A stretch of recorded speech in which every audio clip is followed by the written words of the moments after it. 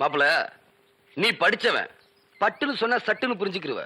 இத சுத்தி இருக்கிற 100கணக்கான ஏக்கரும் சிவசங்கரனுக்கு சொந்தமானது. இந்த 5 ஏக்கர் மட்டும் உனக்கு சொந்தமானது.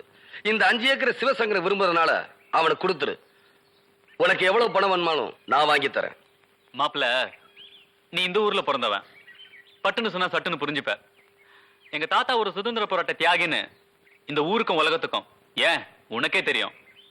அப்பேற்பட்டவரோட சமாதிய இந்த 5 ஏக்கர்ல தான் வச்சிருக்கோம்.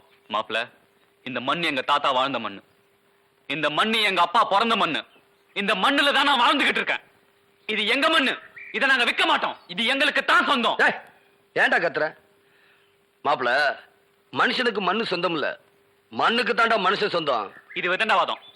எது எப்படியோ இந்த மண்ணு எங்களுக்கு தான் சொந்தம். மாப்பிள, தர முடியாதுன்னா போக வேண்டியதுதானே.